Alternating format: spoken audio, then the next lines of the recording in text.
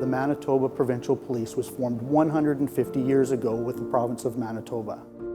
I'm John Burchell, Vice President of the Winnipeg Police Museum and Historical Society. Behind me, you'll see the rich legacy that served citizens of Manitoba between 1870 and 1932. What a lot of people don't know is the province of Manitoba grew in various stages. Until 1912, northern Manitoba was part of the Northwest Territories, and until then, it was policed by the Royal Northwest Mounted Police. Which brings us to the first officer we'll talk about, Percy Rose. In 1908, Percy Rose joined the Royal Northwest Mounted Police and was stationed in the Northwest Territories, predominantly in what we know as northern Manitoba today. When northern Manitoba was added to the province of Manitoba, Percy was stationed in the PAW. In 1917, the Royal Northwest Mounted Police withdrew their services in northern Manitoba, and policing became the responsibility of the Manitoba Provincial Police. By then, Percy had already started to raise his family, set down roots in the community, and he chose to stay in northern Manitoba. I'm very honored to be the granddaughter of Percy Rose. I sat on his lap and listened to the stories. To me as a little girl, it sounded like these pioneer policemen had epic lives, what they went through. It was amazing.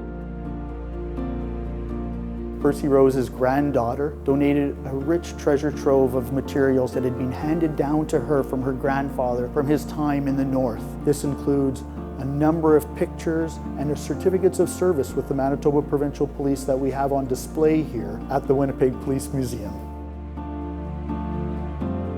My grandfather is finally recognized. I mean, I just can't imagine what he was thinking. My grandmother came from England with her English writing desk and her watercolors that she painted, and gets in a dog team and canoe and heads to Cross Lake to get married. I mean, it must have been a real shock to her in those days.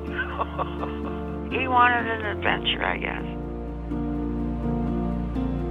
Percy Rose was really a pioneer for his time, although he would travel to areas even today we consider extremely remote.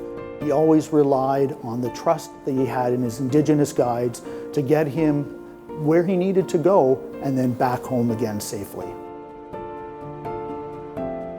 Till the day he died, Grandpa never had a driver's license. There was no need for one in the north. There were no roads when he first got there, and then when the cars came, he still didn't need a vehicle. He preferred to travel in the winter when he could take his dog team, and he'd take a guide with him and a bunch of frozen fish for the dogs, and off he'd go.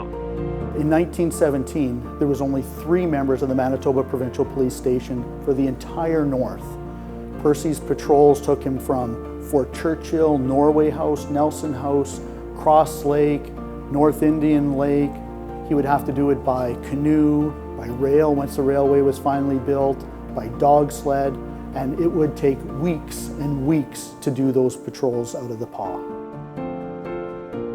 It was really, out there in those days, in the frozen wilderness, in the snow blizzard. And I remember Grandpa telling me that in the fall, he would have to estimate how many people were going to die that winter because they had to dig the graves before the ground froze. Grandpa loved the cold, but my mom wasn't so pleased about that. And when she passed, she says, "Don't dare put my ashes up there. It was too cold." In 1932, the Manitoba Provincial Police were disbanded and absorbed into the Royal Canadian Mounted Police. Percy retired in 1936. However, he remained in the north as the Chief of Police for the mining town of Sheridan, Manitoba. Percy Rose was so well respected in the north that when he retired from policing, he received a number of gifts from the community, including a beautifully beaded pouch from the Indigenous community around the PAW. Very mild-mannered, as I assume he was in the PAW. I don't know that he ever even fired his gun. He just kept the peace. That was his job, and he just got along with everybody and defended people. In 1943, Percy retired for a second time as the Chief of Police in the town of Sheridan and moved from his beloved northern Manitoba to Vancouver. However, he didn't give up policing altogether. He worked in 1946 and 1949 as a special constable guard for the RCMP in Vancouver. Percy Rose passed away in 1967 in New Westminster, British Columbia.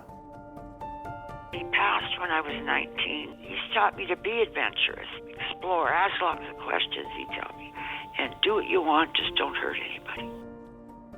Standing in his footprints in the paw was profound to me, to know that he was there 100 years ago. It's just a wonderful heritage.